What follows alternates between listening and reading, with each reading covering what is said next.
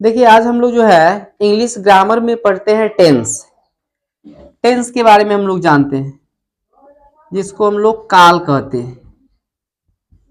काल यानी टेंस, यह एक प्रकार का समय होता है। किसी काम को करने में या होने में जो समय लगता है उसी समय को हम लोग काल कहते हैं या टेंस कहते हैं। इंग्लिश में अगर कहें तो वह समय यानी the time which is use to do a work is called tense. यानी वह समय जिससे कोई काम किया जाए उसे क्या कहते हैं? काल कहते हैं।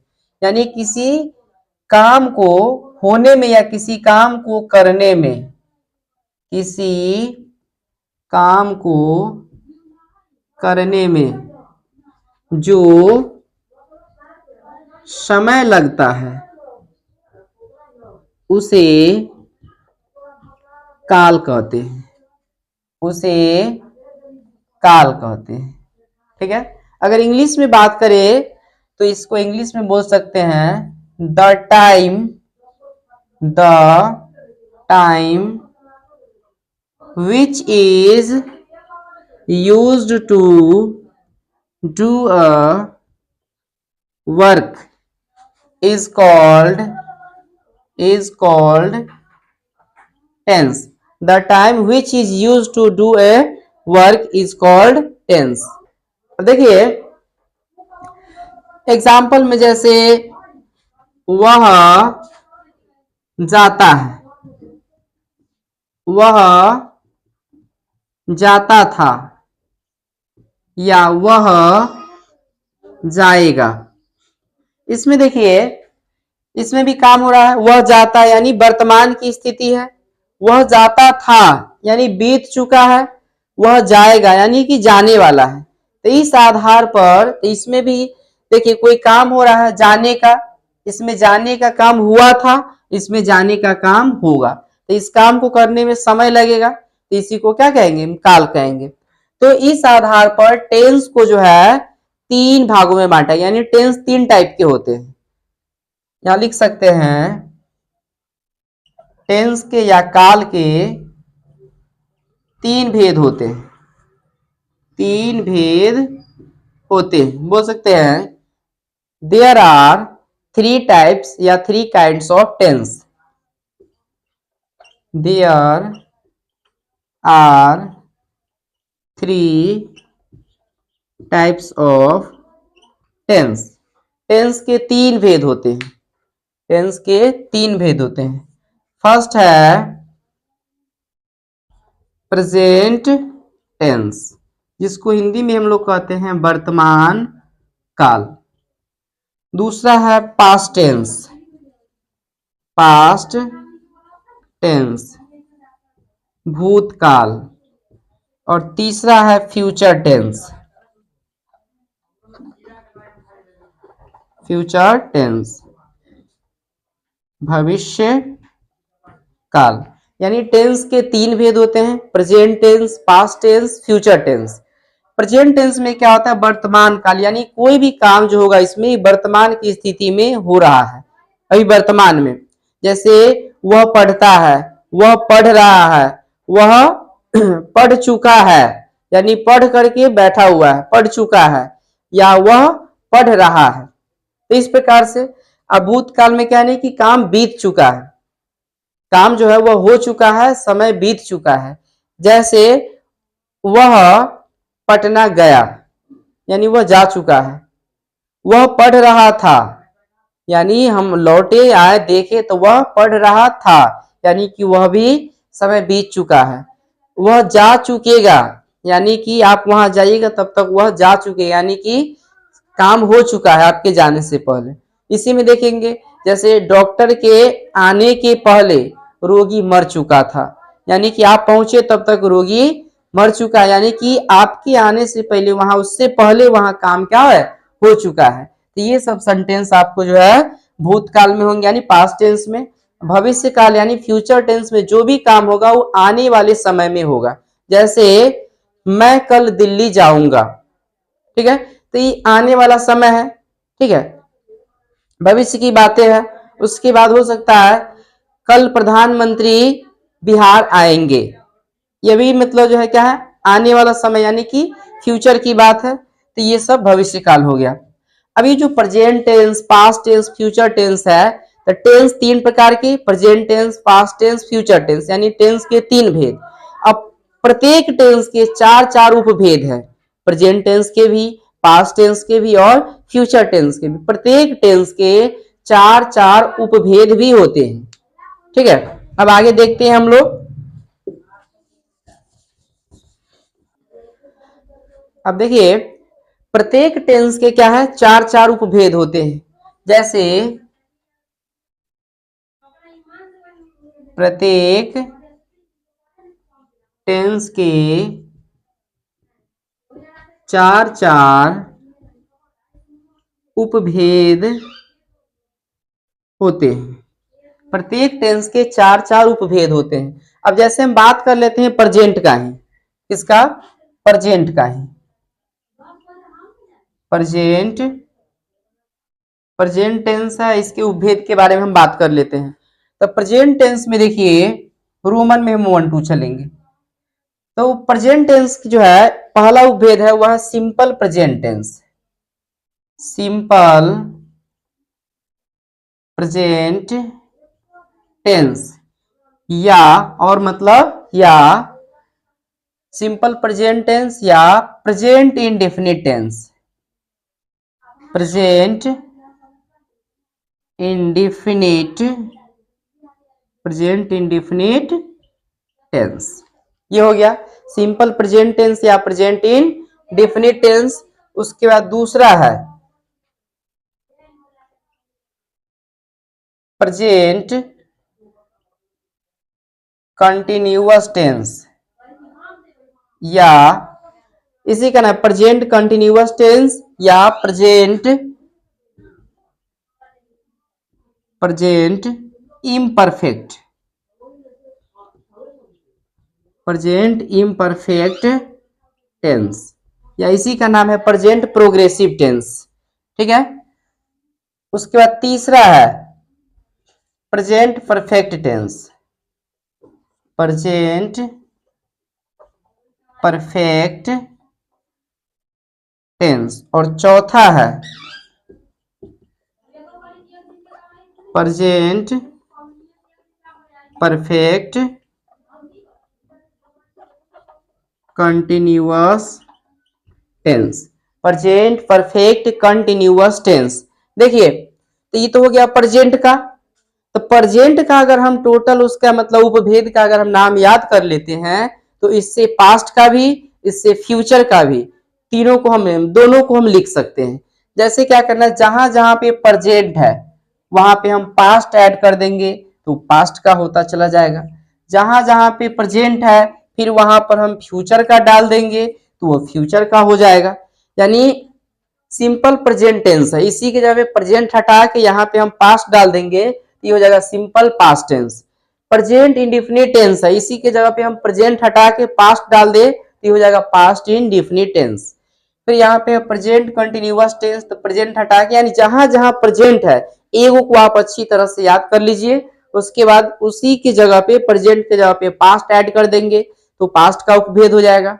उसी की जगह पे अब फ्यूचर का ऐड कर देंगे, वो फ्यूचर का उपभेद हो जाएगा। ठीक है, तो ये जब याद हो जाएगा तब हम बारी बारी से क्या करते हैं, एक एक टेंस को पढ़ते हैं। आप क्या कीजिएगा, इसी टाइप से दूसरा के लिए पास्ट टेंस, इसके चारों उपभेद को आप लिख लीजिएगा। ठीक है, उसके बाद इसी टाइप से आप फ्यूचर टेंस के चारों उपभेद को लिख लेंगे। बस क्या करना है, जहां जहां पे हम अंडरलाइन कर दिया, यानी जहां जहां पे प्रेजेंट है वहां पे पास्ट के लिए पास्ट अप्लाई कर देंगे, फ्यूचर के लिए वहां पे फ्यूचर ऐड कर देंगे। बाकी कंटिन्यूअस, इम्परफेक्ट सब के सब वैसे ही रहेगा। ठीक है, तो अब हम चलते हैं कहाँ पे, प्रेजेंट इंडेफिनिट टेंस से शुरू करते हैं। प्रेजेंट टेंस का पहला उपभेद है कौन, सिंपल प्रेजेंट टेंस या प्रेजेंट इंडेफिनिट टेंस। इसको समझते हैं फिर उससे हम आगे बढ़ेंगे। देखिए अब हम क्या करते हैं, प्रेजेंट टेंस के चारों उपभेद में पहला उपभेद क्या है, प्रेजेंट इंडेफिनिट टेंस या सिंपल प्रेजेंट टेंस। तो हम इसके बारे में अब हम लोग पढ़ते हैं। देखिए सेंटेंस जो होता है वो चार टाइप का होता है, जैसे अफर्मेटिव हो गया, ठीक है, पॉजिटिव, अफर्मेटिव हो गया, निगेटिव हो गया, इंट्रोगेटिव हो गया, इंट्रोनिगेटिव हो गया, WH हो गया, WH सेंटेंस, WH वर्ड। तो इस टाइप से हम बारी बारी से क्या करते हैं, इस टेंस में हम सब के बारे में देखते हैं। तो पहले प्रेजेंट इंडेफिनिट टेंस होता क्या है, इसकी पहचान क्या होती है। तो इसकी पहचान होती है कि जिस हिंदी वाक्य के क्रिया के अंत में, यानी हिंदी वाक्य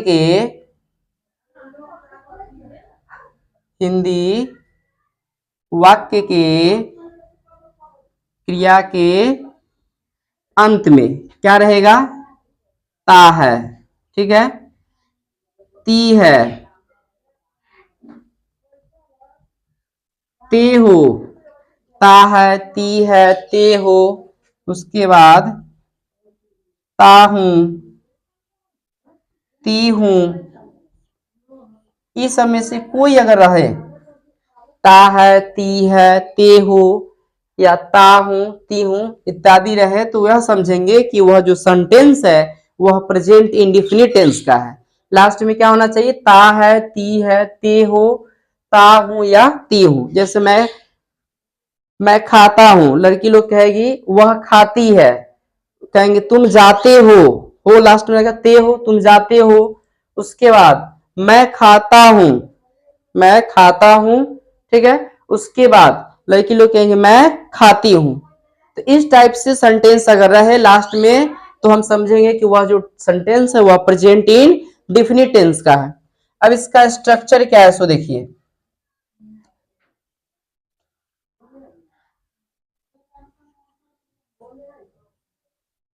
इसका स्ट्रक्चर है, सबसे पहले हम सब्जेक्ट लिखेंगे, सब्जेक्ट के बाद V1 या V5, उसके बाद ऑब्जेक्ट। यही इसका स्ट्रक्चर है, यही इसका स्ट्रक्चर है कि सब्जेक्ट के बाद V1 या V5, उसके बाद ऑब्जेक्ट। लेकिन इसके लिए क्राइटेरिया क्या है कि यदि subject third person singular number, यदि सब्जेक्ट क्या हो, थर्ड पर्सन सिंगुलर नंबर हो, तो V5 का प्रयोग करते हैं। V5 यानी कि V1 में S या ES जोड़ देने से क्या बनता है, V5। V1 में S या ES लगाने से V5 बनता है। तो S या ES कहाँ लगाते हैं, तो जो वॉवेल से समाप्त होता है उसमें ES लगाते हैं। जैसे जो वर्ड वॉवेल से इंडेड होता है उसमें हम ज्यादातर क्या करते हैं, ES V5 का प्रयोग करते हैं, ठीक है। अब थर्ड पर्सन सिंगुलर नंबर कौन कौन हो गया, सो देखिए, ही, सी, इट, या अकेला नाउन यानी कि नाम, किसी भी चीज का नाम हो, किसी व्यक्ति का हो, किसी वस्तु का हो, किसी स्थान का हो, अकेला नाउन हो, यानी ही, सी, इट या अकेला नाउन हो, तो उसके साथ हमेशा V5 का यानी कि V1 में हम S या ES लगाएंगे। हमेशा याद रखिएगा, ही, सी, इट या अकेला नाउन है तो उसके साथ V5 का यूज करेंगे। V5 कैसे बनाएंगे, V1 में S या ES जोड़ करके हम लोग V5 बनाएंगे। लेकिन देखिए अगर सेकेंड पर थर्ड पर्सन सिंगुलर नंबर के लिए हो, थर्ड पर्सन सिंगुलर का प्लूरल होता है दे, जैसे ही, सी है, इसका प्लूरल हो जाएगा दे। तो इस तरह के अलावा जो भी बचा सब के साथ V1 का यूज करेंगे। अब क्या क्या बचा, सो देखिए। अब बच गया आपका आई मतलब मैं, वी मतलब हम लोग या हम सब, I, V, U, उसके बाद दे, या ये अकेला नाउन है तो हो जाएगा दो या दो से अधिक नाउन, दो या दो से अधिक नाउन या नाम किसी चीज का हो, उसके साथ हमेशा V1 का यूज करेंगे। I, B, U, दे या दो, अगर दो या दो से अधिक नाम हो या नाउन हो तो उसके साथ हम हमेशा क्या करेंगे, V1 जो वर्ड है गो है तो गो, ठीक है, इस टाइप से यूज करेंगे। अब हम क्या करते हैं, इस स्ट्रक्चर पर एक दो एग्जाम्पल बनाते हैं, ठीक है। अब जैसे एग्जाम्पल देखिए, राम घर जाता है, राम घर जाता है, तो हमारा ध्यान इसी पे होना चाहिए, सब्जेक्ट V1 V5 उसके बाद ऑब्जेक्ट। तो इसमें काम कौन कर रहा है, राम, तो राम को हम क्या करेंगे, सब्जेक्ट मान के हम राम लिख लिए, ठीक है, सब्जेक्ट हो गया। उसके बाद V1 या V5। अब देखिए राम जो है अकेला नाउन है, सिंगुलर नाउन है, राम क्या है, सिंगुलर नाउन है, अकेला नाउन है, तो इसके साथ हम क्या यूज करेंगे, जो वर्ब होगा उस वर्ब में V5 का यूज करेंगे। तो इसमें वर्ब कौन है, जाता, जाना, जाना का इंग्लिश क्या हो गया, गो, ठीक है। आपको बताया है कि जो वॉवेल से समाप्त होगा, लास्ट में वॉवेल वो है, तो जो वॉवेल से समाप्त होते हैं उसमें हम ईएस लगा करके V5 बनाते हैं। जैसे गो में, तो गो में ईएस लगा के गोस बना दिए, ठीक है। डू में ईएस लगा के डस बना दिए, उसी टाइप से ज्यादातर यूज करने वाला जो वर्ड है गो और डज, उसमें हम ईएस जोड़ करके उसका प्लूरल बनाते हैं, ठीक है। कैच में कैचेज, CAT CH ES जोड़ करके उसका प्लूरल बनाते हैं। राम घर जाता है, तो राम गो, लेकिन यहाँ राम अकेला नाउन है, V5 का यूज करेंगे। V1 में S या ES जोड़ने से V5 बनता है, तो राम गोज हो गया, यानी सब्जेक्ट V1 V5 हो गया। उसके बाद ऑब्जेक्ट, तो इसमें ऑब्जेक्ट कौन है, कहाँ जा रहा है, तो यहाँ पे घर जा रहा है, तो जाने के सेंस में क्या जोड़ते हैं, टू, कहाँ जा रहा है, घर, यानी कि house, Ram goes to house. उसके बाद है आप लोग पुस्तक पढ़ते हैं, आप लोग पुस्तक पढ़ते हैं, तो आप लोग का इंग्लिश क्या हो जाएगा, यू, यहां हम लिख दिए यू।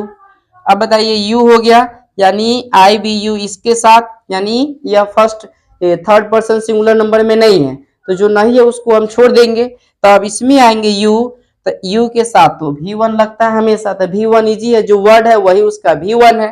तो हम क्या करेंगे यहाँ पर,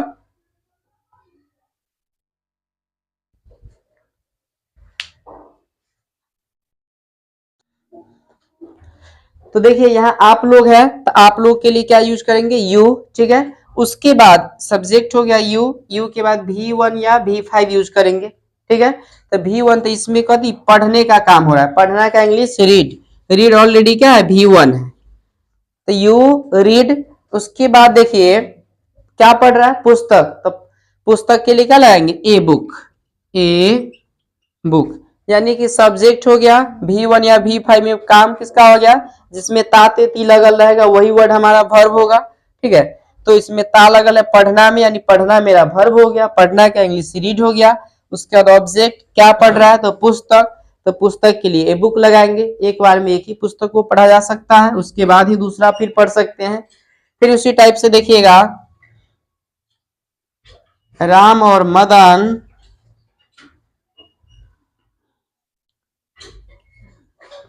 आम खाते हैं, राम और मदन आम खाते हैं, तो यहाँ पे क्या करेंगे हम लोग, दो गो नाम है राम और मदन, तो राम एंड मदन, ठीक है, दो गो नाम हो गया। अब दो गो जैसी दो या दो से अधिक नाम हुआ वहां पे हम V1 का यूज करेंगे, V5 का यूज नहीं करेंगे। एक नाम है तब V1 लगाएंगे, तो V1 का यूज होगा। तो ते किसमें लगा हुआ है, खाते, यानी खाना में, ये हमारा वर्ब हो गया। जिसमें ता ते ती लग गया, समझिए कि वही आपका वर्ब है, उसी का इंग्लिश आपको लिख देना है। तो यहाँ पे ते किसमें लगा है, खाते, यानी खाना में, खाना का इंग्लिश लिख दिए। राम एंड मदन इट, दो गो नाम था इसलिए V1 लगेगा, प्लूरल हो गया दो नाम से। राम एंड मदन इट क्या खा रहा है, आम, तो mango, Ram and Madan it mango, Ram and Madan it mango, ठीक है। अब इसी सेंटेंस का, ये तो हो गया आपका अफर्मेटिव सेंटेंस, लेकिन इसी का फिर हम चलेंगे निगेटिव में, इंट्रोनेगेटिव में, ठीक है, WH वर्ड में, तो थोड़ा सा स्ट्रक्चर क्या हो जाएगा, चेंज हो जाएगा। अब हम लोग इससे आगे बढ़ते हैं। देखिए प्रेजेंट इंडेफिनिट टेंस का अगर सेंटेंस किस फॉर्म में हो, निगेटिव स्ट्रक्चर में हो। अब निगेटिव स्ट्रक्चर के साथ क्या करेंगे, सो देखिए, तो निगेटिव का स्ट्रक्चर होता है सब्जेक्ट प्लस डू या does plus not plus V1 उसके बाद ऑब्जेक्ट। ये निगेटिव का स्ट्रक्चर होता है। अब याद कीजिए, जहां पर हम इससे पीछे जहां पर हम लोग क्या किए थे, V5 का यूज किए थे जिन जिन वर्ड्स के साथ, उन सब वर्ड्स के साथ हम डज का यूज करेंगे। जैसे ही, सी, इट, जैसे ही, सी, इट, या अकेला नाउन, अकेला नाउन या नाम, ये सब अगर है तो इसके साथ हमको क्या करना है, डज का यूज करना है। इसके अलावा जो भी बचा, ठीक है, उस सब के साथ क्या लगाएंगे, डू का यूज करेंगे। किसका यूज करेंगे, डू का। जैसे आई, वी, यू, दे, ठीक है, दो नाउन हो गया, दो नाम हो गया, तो ये सब के साथ हम डू का यूज करेंगे। ठीक है, तो इतना हम समझ गए कि इतना के साथ डज लगाना है, तो जो बच गया उस सब के साथ क्या लगाएंगे, डू लगाएंगे। अब देखिए एग्जाम्पल में, राम घर नहीं जाता है, राम घर नहीं जाता है, राम क्या है, सिंगुलर है, राम का राम हो जाएगा। ठीक है, अब उसके बाद देखिए राम है तो क्या है, अकेला नाम, यानी अकेला नाम है, अकेला नाम के साथ हम क्या लगाते हैं, डज, यानी सब्जेक्ट के बाद हमको डू या डज लगाना है। डू या डज में से कोई एक, तो सब्जेक्ट हमारा ही है, तो ही के अनुसार, सॉरी राम है, तो राम के अनुसार हम इसमें क्या क्या लिखा, राम घर नहीं जाता है, तो यहाँ पे राम का इंग्लिश राम हो गया। ठीक है, सिंगुलर नाउन है, अकेला नाम है, तो उसमें हम क्या लगाएंगे, डज। तो राम हो गया, डू या डज में से एक लगाएंगे, तो यहाँ पे लग गया डज, राम डज। उसके बाद नहीं है तो इसमें क्या लगाएंगे, नॉट, राम डज नॉट। उसके बाद V1 लगाएंगे, तो V1 पहचानना जे का वर्ड के लास्ट में ता, ते, ती लग गया, वही हमारा वर्ब होता है। तो इसमें ता लगा हुआ है, जाता, यानी जाना, जाना का इंग्लिश क्या हो गया, गो। कहा, अब ऑब्जेक्ट की ओर चलेंगे, तो ऑब्जेक्ट यानी कहाँ जा रहा है, घर, तो गो टू हाउस हो गया। फिर इसी में अगर देखेंगे, तुम लोग काम नहीं करते हो, तुम लोग काम नहीं करते हो, तो तुम लोग का इंग्लिश क्या हो जाएगा, यू। अब देखिए इसमें तो यू है नहीं, तो बच गया V1 के लिए, यानी V1 लगता है, तो जिसके साथ V1 लगता है उसमें हम डू लगाएंगे।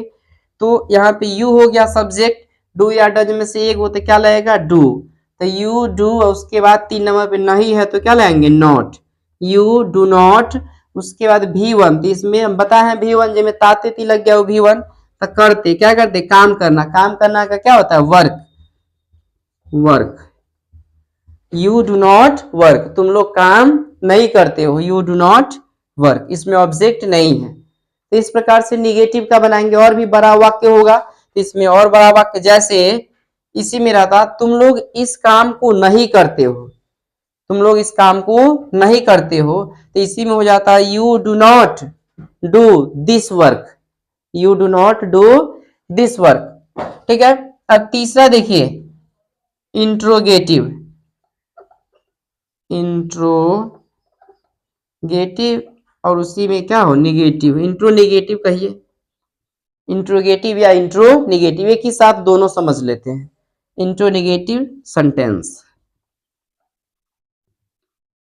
इसका स्ट्रक्चर होता है, सबसे पहले आपको डू या डज, उसके बाद सब्जेक्ट, डू या डज लगा देना है, सब्जेक्ट लगा देना है।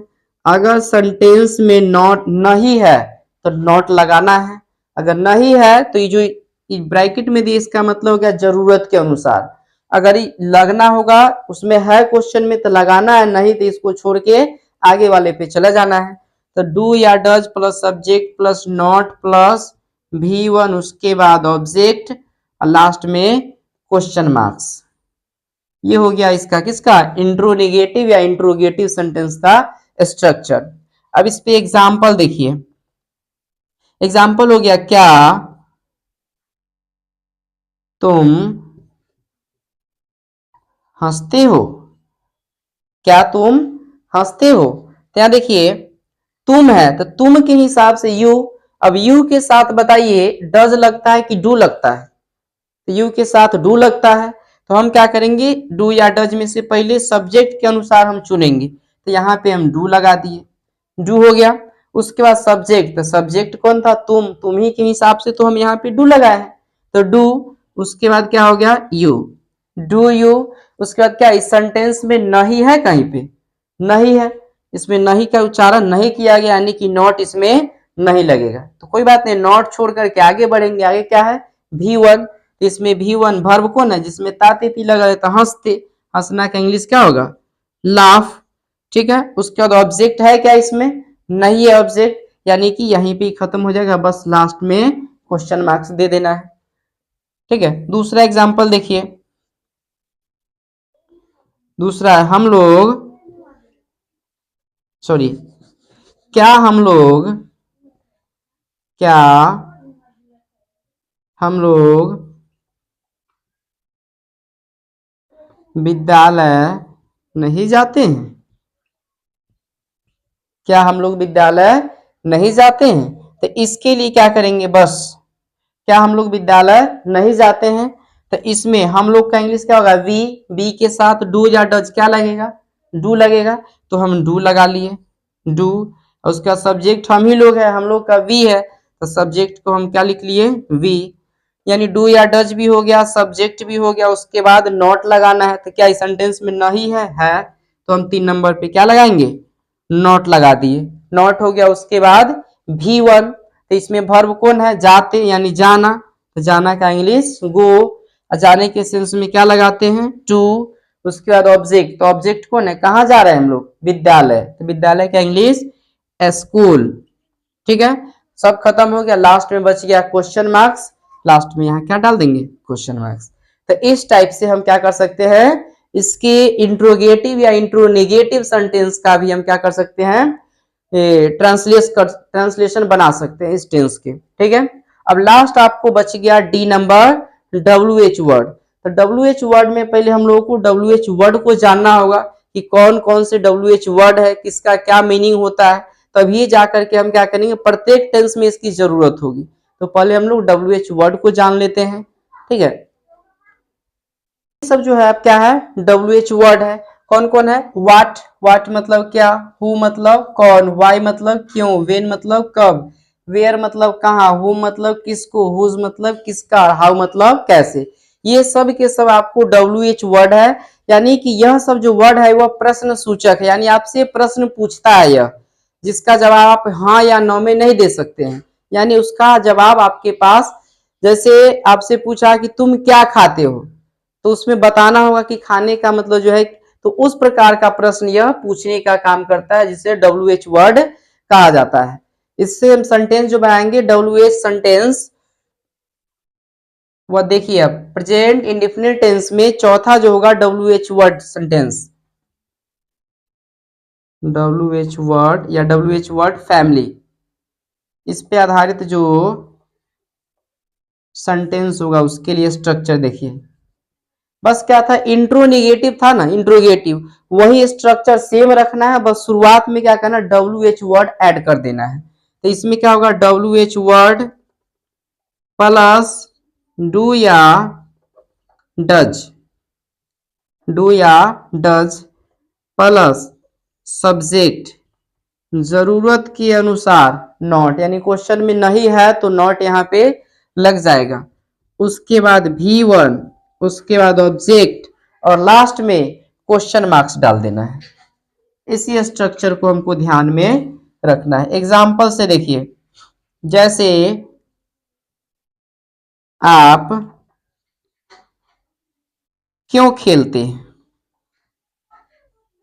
आप क्यों खेलते हैं। अब देखिए यहाँ पे वर्ड प्रश्न सूचक वर्ड कौन आया, क्यों, क्यों का इंग्लिश वाई, हम क्या करेंगे, WH वर्ड पहले लिखेंगे, वाई लिख दिए, हो गया वाई।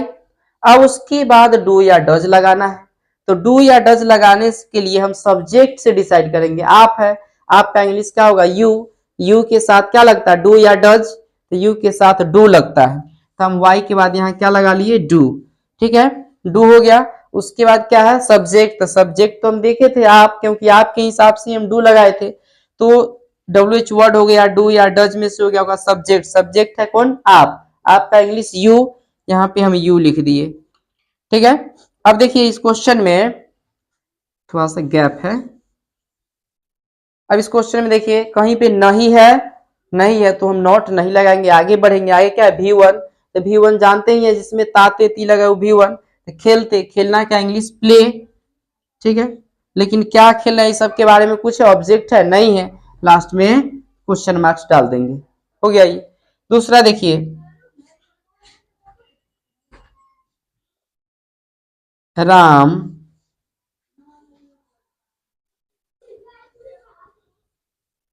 क्यों बाजार जाता है, राम क्यों बाजार जाता है, इसमें भी प्रश्न क्यों का आया, क्यों का इंग्लिश क्या हो जाएगा, वाई। ठीक है, वाई। और उसके बाद क्या है, डू या डज लगाना है, तो सब्जेक्ट को देखना होगा तब हम डू या डज लगाएंगे। तो सब्जेक्ट कौन है, राम, राम अकेला नाम है, सिंगुलर नाउन है, तो सिंगुलर नाउन के साथ हम डज का यूज करते हैं, तो यहाँ पे डज हो जाएगा। ठीक है, और उसका सब्जेक्ट तो राम है, ये है, राम का राम हो गया। अब इसमें मतलब कहीं पे निगेटिव है, नहीं है, तो नॉट नहीं लगाएंगे, लेकिन इसको हम निगेटिव बना देते हैं। जैसे राम क्यों बाजार नहीं जाता है, नहीं जाता है। ठीक है, तो अब राम क्यों बाजार नहीं जाता, इसमें नहीं है, तो वाई डज राम, सब्जेक्ट तक आ गया, इसमें नहीं है, तो चौथा नंबर में क्या ऐड करेंगे, नॉट। नॉट हो गया। उसके बाद V1, उसके बाद ऑब्जेक्ट, तो भर पहचानना है, ताते ती, जाता, जाना का इंग्लिश गो, जाने के सेंस में क्या लगाते हैं, टू, कहाँ जा रहे हैं, बाजार, तो हो गया मार्केट, मार्केट, और लास्ट में क्या ऐड कर देंगे, क्वेश्चन मार्क्स।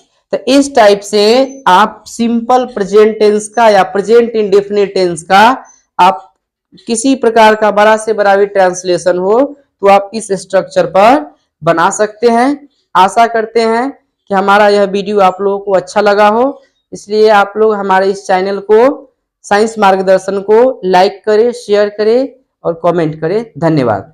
फिर हम लोग मिलते हैं नेक्स्ट वीडियो में।